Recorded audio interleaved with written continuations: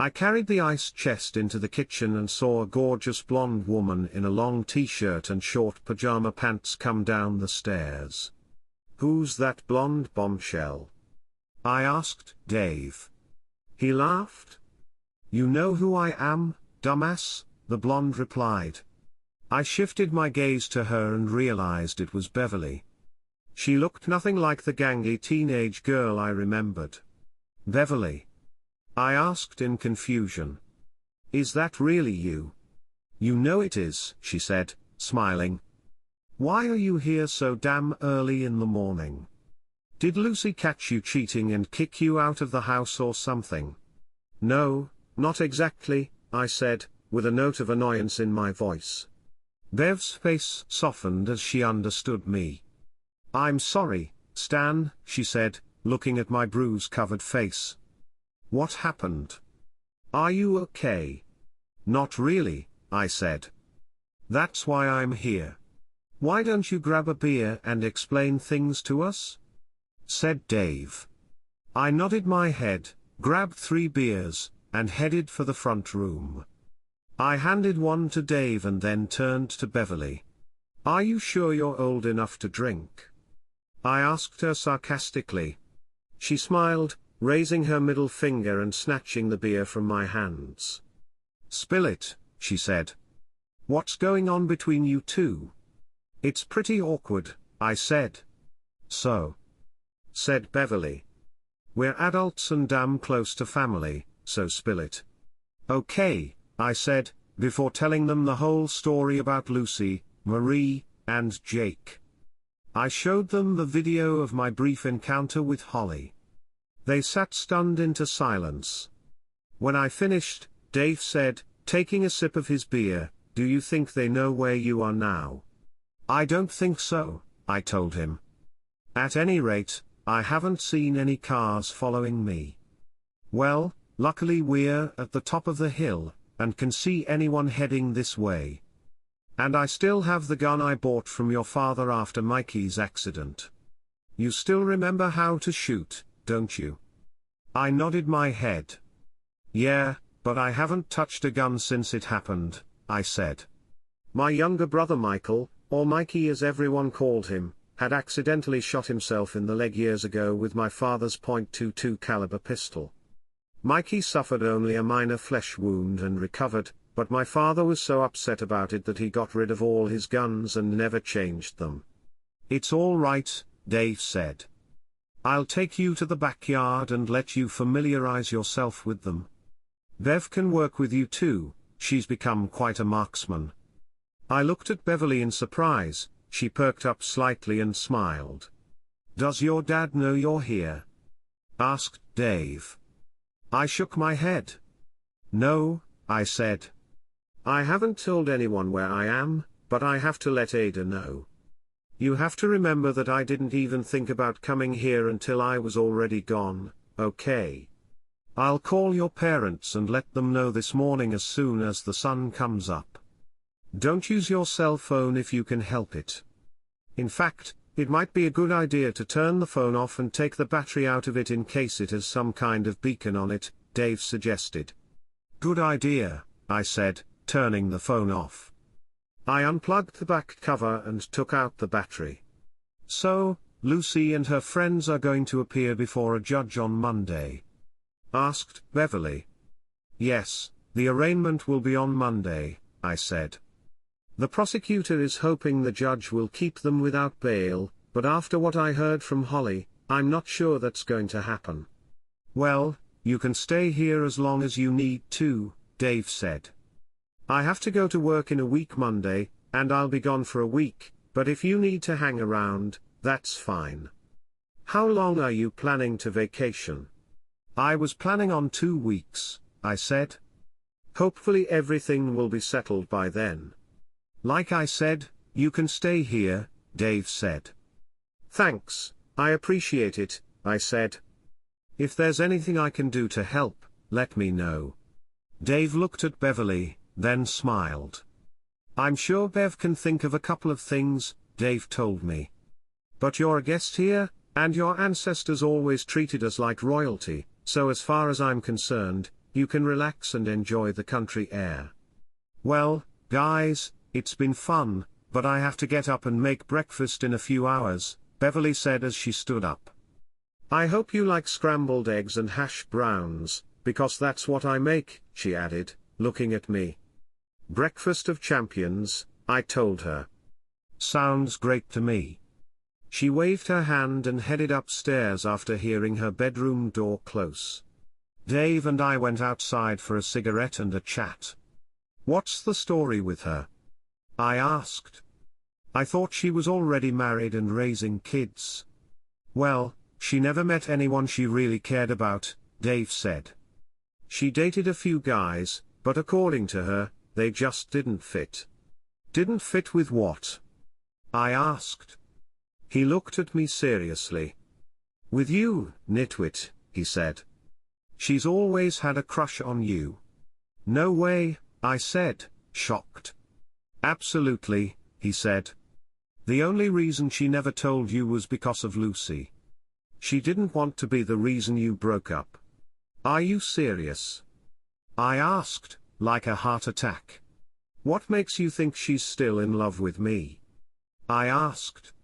I sometimes hear her after she goes to bed, Dave said.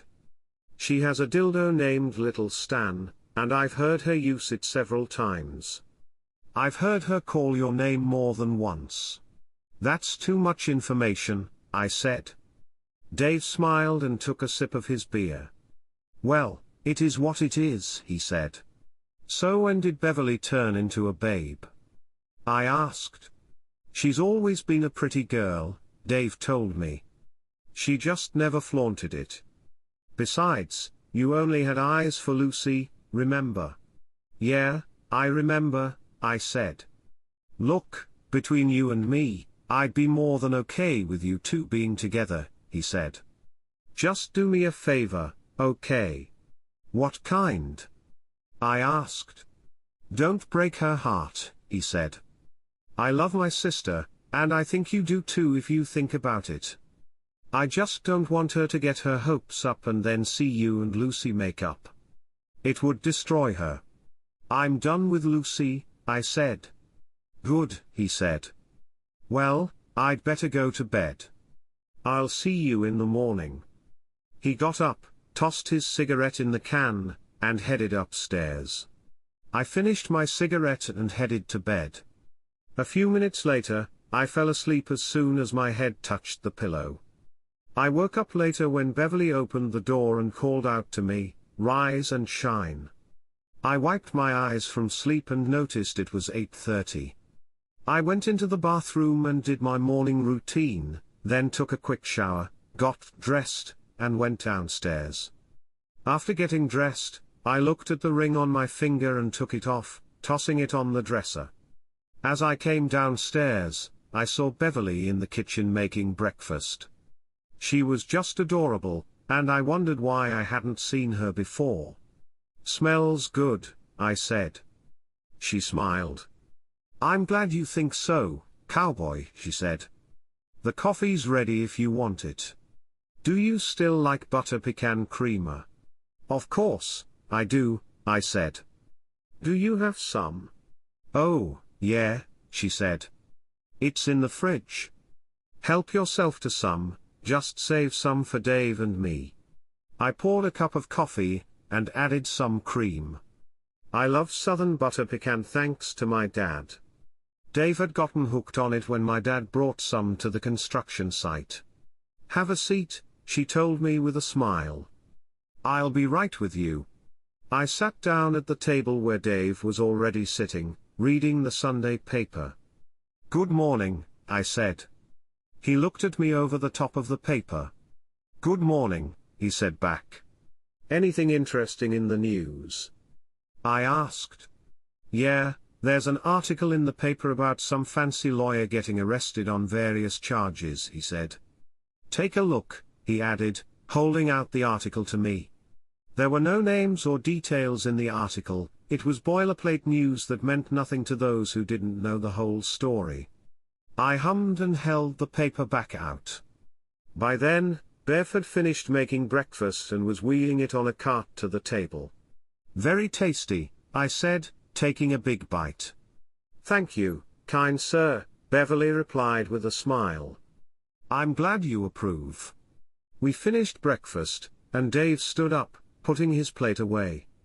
I need to go into town and get some things, he said. I'll be gone for at least a couple of hours. If you need to call, you can use the house phone. Thanks, I said. Beverly handed him the list of things she needed, and he slipped it into his pocket. He took his keys and headed for the exit. I looked at Beverly. Do you need help putting the dishes away? I asked. I don't necessarily need any, but I'd appreciate it, she replied. Thanks for asking. I got up and helped her clear the table. She tossed me a towel, and started washing the dishes that were already in the sink. I see you're not wearing a ring, she said as she washed a plate. Are you really going to divorce her? Yes, I said. I told her I won't tolerate cheating, and I mean it. Good, she said with a slight smile. Glad to see you still have balls. What's your story? How are you doing? I asked. She shrugged. Okay, I guess, she said. Is there anyone special in your life? I asked. There was once, she said, but he was taken away. Besides, I couldn't have a relationship anyway. Too busy taking care of my parents. That's what I heard, I said.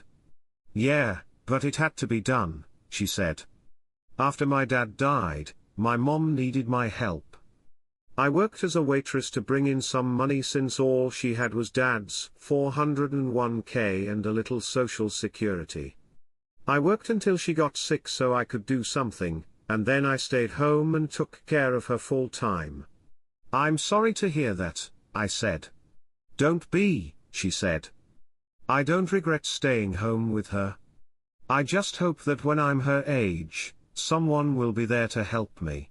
So, what happened? I asked.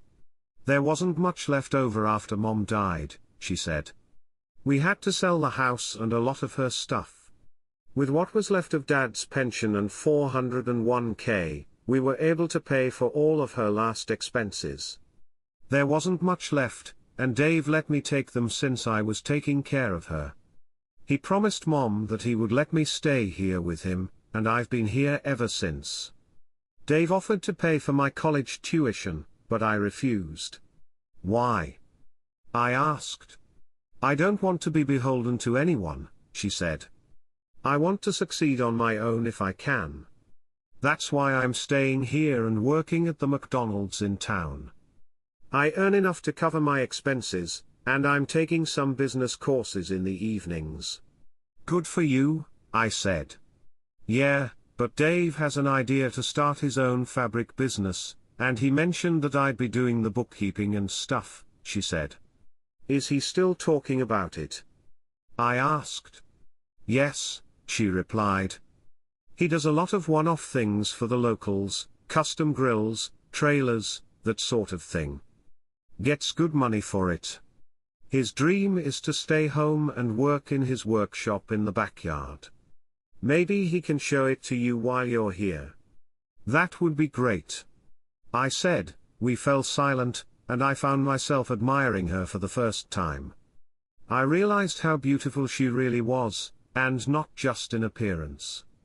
Before she said anything, she looked at me. What are you looking at? She asked. I think I'm looking at the most beautiful woman I've ever met, I told her.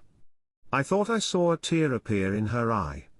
Stop teasing me, she said quietly, looking down. I'm not teasing, I said.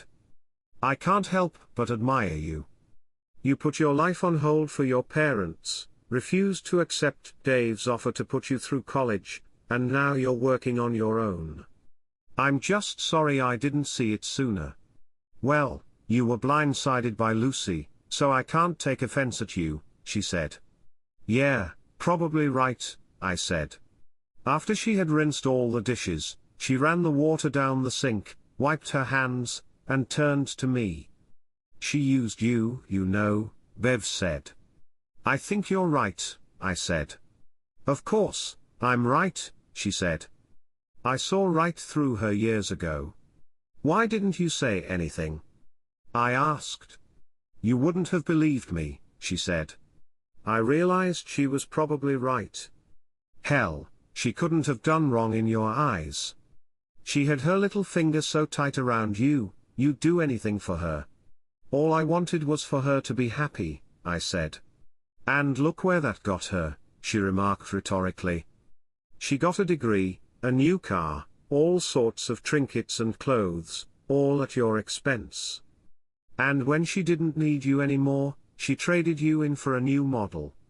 I'm glad she's in jail because if she were here now, I don't know what I'd do. I believe you would, I said. I just want to know one thing, she said, putting her hands on her hips. What? I asked. Are you going to give in to her tears and take her back? She asked. I shook my head. No, I said. That ship has sailed. It's not going to happen after Friday. Good, she said. And if you ever have any doubts, remember this, we made love. We'd better get cleaned up before Dave gets back. I've got some meat to put out for tonight, so why don't you run down and take a quick shower? Okay, I'll be up in a bit, I said. What's up with the meat? I asked. We like to barbecue on Sundays, weather permitting, she said. You like venison, don't you? Yes, I love venison, I said, but I haven't eaten it in years. Good, she said. I shot it myself with a .50 caliber Dave's flintlock, even dressed it in the field with my own hands. God, you're just a woman, I said. A rugged woman in the wilderness, she replied. I'm really impressed. I had seen Dave's flintlock and knew it had to be at least 49 inches long. Did you load it yourself? I asked her. Of course, she replied. A patched round ball with 100 grains of double F powder. Even molded the bullet myself. Damn, I said. You like fishing too? She smiled. I love fishing, she said. I even bait my own hooks and clean the fish myself. Is there anything you haven't done yet? I asked sarcastically. I haven't rebuilt the gearbox in Dave's truck yet, she replied. However, I did help him rebuild the engine. I'm definitely impressed, I said. No time for that now, she said. Wait until tonight when we go to bed. By the way, you'll be sleeping with me now. My bed is much bigger than the one in your room. Won't Dave be upset? I asked. No, she replied. Besides, we're both consenting adults. I need to call the DA and let her know where I am, I said. Bev pointed to the cordless phone in the cradle. Go ahead and use that phone, she said. I picked up the receiver and called, almost forgetting that it was a long-distance phone. Linda picked up after the second ring. Linda Calloway, she said. Linda, this is Stan Shipman, I said.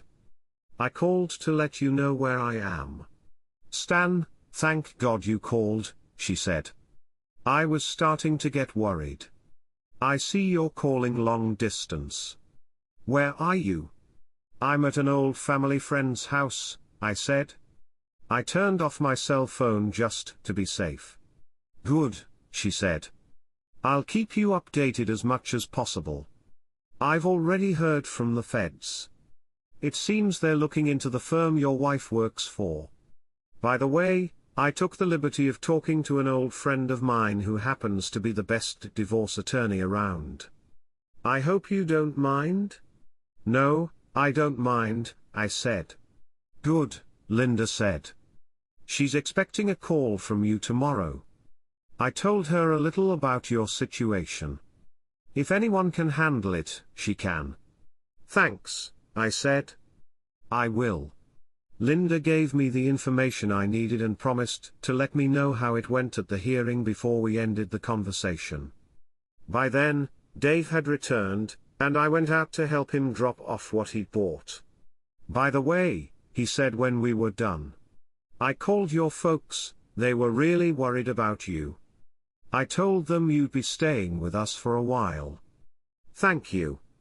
I told him that night we barbecued some meat and enjoyed dinner on the patio. After dinner, we all set about cleaning up. Dave and I grabbed a beer each and went for a smoke while Beverly finished the job. "Bev said you're going to sleep in her room," Dave said. "Is that for how long?" I felt a little awkward discussing this with him, after all, she was his sister. "I think so," I said. "You think?" he asked. "Yes, I do," I said. "I just need to get a divorce soon." "Do you love her?" he asked. "Yes, I do," I said. "Good," he said. "You should have pulled your head out of your ass a long time ago," he added with a smile. "Look, Bev is a big girl and can make her own decisions. She can definitely take care of herself. I just don't want her to get hurt, that's all." "I would never hurt her," I said. "I'm glad to hear that," he said. "Welcome to our family," he added, holding out his hand. I took it, and we shook hands heartily. "Just don't keep me up all night, okay?" He laughed, nodding his head. "I'll try," I said. That night, after Bev and I made love in her bed, I pulled her against me and thought about our possible future together. In that moment, I felt more content than I had in a long time. "What are you thinking about?" she asked quietly. "About the future," I replied. "Huh?" she asked. "Yes," I said.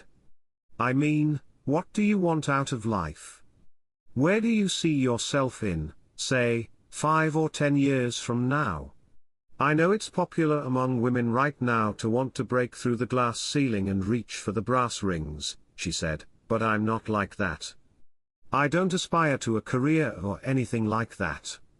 All I want is a faithful husband who loves me as much as I love him and a family to take care of. That's it." "What about your classes?" I asked. "That's mostly for Dave," she said. "When he starts his own business, he's going to need help." "What about you? What do you want out of life?" she asked. "I guess I'm a lot like you," I said. "All I really want is a faithful wife who loves me as much as I love her and a family of my own. I thought I had that with Lucy, but it didn't work out." "What about your job?" she asked. "I like what I do for a living," I said. "Sometimes it takes me away for a couple of weeks. Can you handle that?" "Please," she said. "My brother's a welder like you, remember? I know what to expect. I can handle anything as long as I know you'll come home to me." I stared at her for a few moments before saying something. "I wish I had met you before I met Lucy," I said. "Me too," she said, "but what's done is done. We'll get through this together, okay? We're a team, and we can do anything as long as we're together. I'll always be there for you, no matter what happens." "I love you so much," I said, kissing her. "I love you even more," she said, hugging me. I fell asleep feeling truly loved for the first time in forever. The next day, Beverly got up before everyone else. After making breakfast, she ran upstairs to get ready for work. On the way out, she kissed me, letting me know that after her shift, she had school that evening. "I usually get home at 9:30, so you guys will have to manage on your own," she said. "Remember, no matter what happens, I love you, and I'm here for you." "I love you too," I said, returning her kiss. She had no idea how much it meant to hear those words from her. "What, don't I get a kiss too?" asked Dave, with a smile. Beverly laughed and gave him a sisterly peck on the cheek. "You two try to stay out of trouble, okay?" she asked as she walked away. "I need to call that divorce lawyer Linda recommended to me," I said, glancing at my watch. Dave pointed to the phone, and I picked it up and called the law office of Bernice Goodwin. "Hello, this is Stan Shipman," I said. "Linda Calloway gave me your number and said I should call you this morning." "Oh yes, Mr. Shipman," she said. "Linda told me some of what's been going on, and I've been waiting for your call. Normally, I prefer the first meeting to be private, but I understand that's not possible this time." "That's okay. In this day and age, we can do most of this online. Please tell me your story, and don't leave anything out." I took some time to explain the situation, and she patiently listened to me. "What are your expectations?" she asked when I was done. "I want as much as I can get," I said. "No alimony and at least my share of our assets." "I think we can do that," Bernice said. "Your wife, who has criminal charges against her, should strengthen your case. However, I need to see your financial records. Do you own any property, a house, anything like that?" "No, we live in an apartment," I said. "What about the lawsuit against Marie and Jake?" she asked. "Alienation of affection suits are allowed in this state, but I have to tell you that they usually don't go very far. You're probably better off suing for intentional infliction of mental anguish." "Do what you think is right," I said. "Okay," she said. "I'll take a closer look at it and get into action. Do you have an email address?" "Yes, I do," I said. "Good," she told me. "I'll send you some documents. One is a contract for you to sign and return electronically. The other is a checklist of things to do. Take care of that for me, please. I also need you to pay in advance. Can you do that today?" "Yes," I said. "Good. I'll send it all to you, and once it's done, I'll hand over the paperwork," she said. "Any questions yet?" she asked. "No questions," I said. I gave her my email address, whereupon she transferred me to her assistant who took down my credit card information. After talking on the phone, I turned on my laptop and checked my email. Sure enough, there was an email from Bernice with 2 documents attached. I opened the contract, electronically signed it, and sent it back with a receipt to make sure she received it. There was also a document advising me on how to protect myself financially. Thank goodness for online banking, I thought. It took a while, but I was able to open a new account for myself and transfer half of our savings and checks into it. I paid off and cancelled Lucy's credit card but left mine open since I just paid my fee with it. By the time I was all done, it was past noon, and Dave drove me to his store where he was working on a trailer for one of the farmers in the area. I worked with him for a while and found the activity somewhat relaxing. About 3 o'clock in the afternoon, we got a phone call. Dave picked up the phone using an extension cord from his store and handed the receiver to me. "It's your lawyer," he said. "It's Stan," I said, picking up the phone. "Stan, Linda Calloway here," she said. "Bad news, the judge set all of them minimum bail and released them." "How is that possible?" I asked. "He's probably on their payroll," she said. "Fortunately, the protective order is in effect, but I'm afraid it's no more use than the paper it's written on. Your best bet is to stay where you are, stay out of town. The feds are keeping an eye on them for now, but I can't guarantee your safety." "Terrific," I said.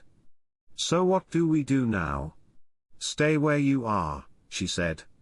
"I'll do what I can on this side. Call me if you need anything." "Okay," I said. "Yeah, okay," I said. We ended the conversation, and I handed the phone back to Dave. "Bad news?" he asked. "Yeah," I said. "The judge let them go." "I'd call your folks and let them know," he suggested. "I think that's a good idea," I said. I should probably be the one to let them know. Dave nodded his head and handed the phone back to me. I dialed the number, and my dad answered on the second ring. "Dad, it's me, Stan," I said. "How are you doing, son?" he asked. "I'm doing fine," I replied. "I just wanted to let you know that the judge let Lucy and her friends go free. You might want to be on your guard. Something tells me they might pay you a visit to find out where I am." "Don't worry, son," he said. "We won't tell them anything." "Are you still at John Harrison's?" The question surprised me since he already knew where I was.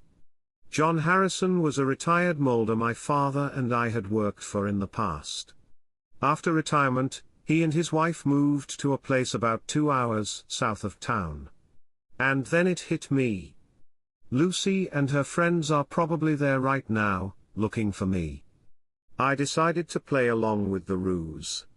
"I'm actually at a motel about 50 miles south," I told him. "Okay," he said. "The important thing is that you're okay." "I'm fine," I said. "But I'll be leaving here in the morning. I'm planning on heading east. Just let me know where you are, okay, son?" he asked. "Yeah, sure," I said. "Can I talk to Mom?" "She's busy in the bathroom right now," Dad said. I listened carefully and thought I heard a noise in the background. "Okay," I said. "Tell her I'm okay, and I love her." "I will, son," Dad said. I could hear the tension in his voice and prayed he was safe. "We'll talk soon, okay?" "Absolutely, Dad," I said. "Love you." "Love you too, son," he said before the call ended. I looked at Dave and made another call. "What's up?" Stan said, Linda, picking up the phone. "I think Lucy and her friends are at my parents' house." I told her, "Okay," she said, "I'll get a couple of federal agents and head over there right away." "Stay put." We ended the conversation, and I handed the phone back to Dave. "What's going on?" he asked. "I think Lucy and her buddies are at my parents' house trying to figure out where I am," I said. "Yeah, I heard what you told your dad," he said. "Do you think they'll buy that ruse?" "I hope so," I said. "At least for a few hours." I knew we had 6 to 8 hours at most if they headed south to John's house. Maybe I'd better head out and find a place to hide until this is over. "No," Dave said. "You and I are in this together.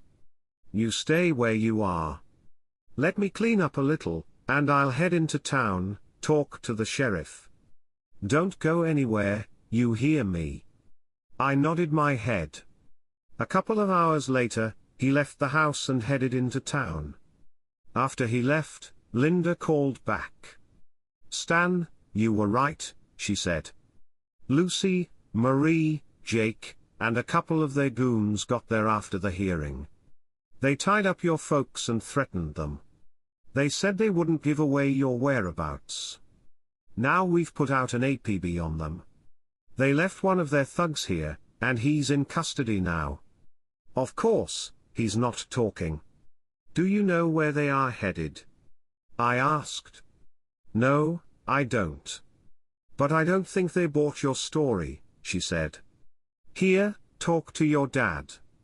A few seconds later, my dad was on the phone. "Stan, I don't think they bought that ruse," he said. "Are you guys okay?" I asked. "Yeah, we're fine right now, but I think Lucy and her friends are headed your way," he said. "What makes you think that?" I asked. "I overheard Lucy talking," he said. "Good," I said. "Let Linda know to get the sheriff down here." "I will, son," he said. "Be careful." "You too, Dad," I said. The next voice on the phone was Linda. "Where are you located?" she asked. I told her where I was and gave her directions. "Do you think Lucy knows where this is?" She knows, I said. Good, Linda said. Stay where you are. We'll send someone there as fast as we can. We finished talking, and I headed toward the house. As I was leaving the store, I heard a familiar voice. It was Jake. "Gee," he said. "Thought you could outsmart us, huh? Nice try, telling your parents you're going south when really you're up north. Lucky for us, Lucy knew that's where you were going. Now move," he added, waving the gun around. "Get in," he said, pointing to a black SUV. I climbed into the back seat and saw Lucy looking at me with a smirk. "Thought you could outsmart us, huh?" she asked with a smirk. "It's not going to end well for you, Lucy," I said. "The cops will be here soon enough." "Never mind," she said. "It'll be too late for you. You should have just accepted the program. Now you're going to pay for it." Marie and Jake giggled. Jake told us to take them to a place along the creek bed at the bottom of the hill. "So, you're planning to destroy me, right?" I asked Lucy. She laughed. "You know what they say, dead men tell no tales," she said. Jake and Marie laughed. "Why?" I asked. "Why did you do that?" She shrugged. "What can I say?" she asked rhetorically. "He's richer than you. Besides, I don't want to be married to a welder for the rest of my life. I want the good life, and Jake can give it to me." "Are you two done reminiscing?" asked Jake. "We have things to do, and it's getting late." "I'm sure you know what happens next, old boy," he said. "Don't worry." Then I heard a shot, a rifle shot, and two more shots. Lucy looked around frightened and tried to take cover behind Jake. In the background, I heard the distinctive sound of a four-wheeler and realized it was heading toward us. I tried to see who it was, but all I could see was a cloud of dust coming closer. Then it was upon us, and I could see long blonde hair streaming behind the driver. I knew it was Beverly. She stopped the four-wheeler and jumped off, holding a hunting rifle. Once free, I sat back and watched her run up to Lucy. "Don't you dare touch my man again," yelled Beverly. "Do you understand me?" Lucy slowly nodded her head. Sirens howled in the distance, so Beverly walked over to the four-wheeler and pulled out a flare gun. She pointed it into the sky and fired a flare to let the cops know where she was. Soon, we saw flashing lights heading in our direction. "Are you okay, honey?" she asked, walking over to me. "I am now," I replied. "You saved my life. I'll never be able to repay you for that. Trust me, you'll have the rest of your life to make it up to me," she said with a smile. Soon, we found ourselves surrounded by police cars. Dave pulled up in his truck and got out to check us out. One of the deputies called for an ambulance and a medical examiner. "Are you okay?" asked Dave, coming up to us. "I am now, thanks to Bev," I said. "She saved my life." The sheriff took our statements and monitored the operation. By now, the ambulance had arrived, and the paramedics were tending to Marie and Lucy. "She destroyed Jake and Ronnie," Marie yelled. "Aren't you going to arrest her?" "No," the sheriff said. "This is Dave's property, and the Fortress Doctrine applies here. Miss Brolin had every right to protect Mr. Shipman's life. Consider yourself lucky she didn't destroy you too." As I watched the sheriff's deputies handcuff Lucy and lead her away, the sheriff informed me that he was charging her and Marie with attempted murder and conspiracy to commit murder. After the officers collected evidence and removed the bodies, we were released. I rode the quad bike with Beverly to the house. "I thought you had class today," I said. "What happened?" "Dave stopped by McDonald's and told me what happened," she said. "I excused myself and came home." I had to make sure you were okay. I saw tire tracks in the grass and followed them to where you were, so I got in the deer stand. I had set up. Well, you know the rest. When I saw what Jake was going to do, I just reacted. I'll catch up, I said. Don't worry, she replied. I'm not worried. I'm grateful more than you can imagine.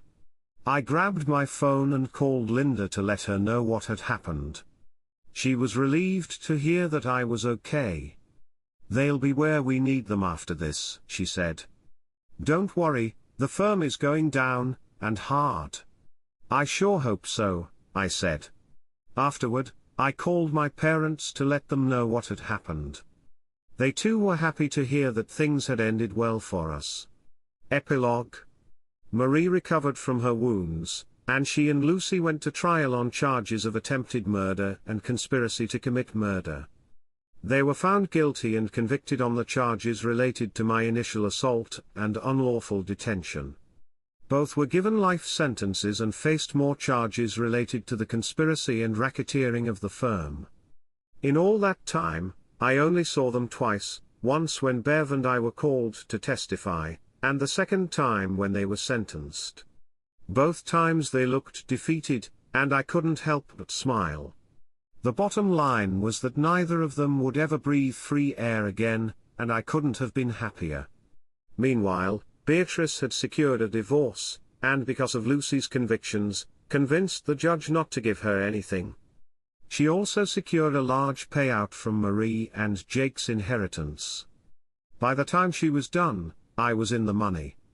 Yes, Bernice got some of it, but I was very happy with my share. The firm also got a very large sum as the partners defended themselves against numerous federal charges, including racketeering and charges related to the mysterious deaths of 2 other men. By the time all was said and done, the firm was forced to close up shop, and the partners found themselves behind bars for life. All of this happened over the course of about 6 months. By the time it was over, I had more than enough money for Beverly and me to live on for years to come. I bought her a beautiful ring and proposed to her in a dignified way, getting down on one knee. She squealed, showered me with kisses, and a month or so later, we were married and spent a week in Las Vegas. Upon our return, we gathered Dave in the living room and presented our proposition. His eyes widened at the notion of establishing a company named D&S Welding and Custom Fabrications. "Are you serious?" he inquired. "Absolutely," I affirmed. Beverly produced her meticulously crafted spreadsheet outlining the business plan. After thorough examination, he reclined in his chair. "You know, I believe this could really work," he concluded. "Oh, almost forgot," he interjected, reaching into his pocket. He retrieved a set of keys and extended them towards us. "Do you recognize that lot on the south side?" Beverly queried. "What's there?" "Did you see the new 2-bedroom house?" he inquired. "Yes, indeed," she confirmed. "We assumed you had sold that property." "No," he clarified. "It's your wedding gift from me and your parents," he disclosed, directing his gaze towards me. "It's brand new and equipped with all the latest amenities. Moreover, both the plot and the house are registered in your name. Your dad and I have already relocated your belongings from your apartment there, except for the items featuring Lucy's likeness, of course." "Wow," I exclaimed. "I'm speechless." "Just say thank you, partner," he requested, extending his hand. I smiled and shook it, culminating in a hearty embrace. "Would it be all right if we visited the place?" Beverly inquired. "I'd hate to leave you alone." "I'll manage," he assured. "Besides, I could use a decent night's sleep for once. I'm tired of enduring your nocturnal lamentations." That night, we celebrated, and I phoned my parents to express gratitude for the generous gift. Later on, Beverly and I inaugurated the master bedroom. Yes, I mused, nestled in her arms. Everything is falling into place perfectly. Thanks for tuning in. I hope you enjoyed the content, so don't forget to subscribe to my channel and catch the next video.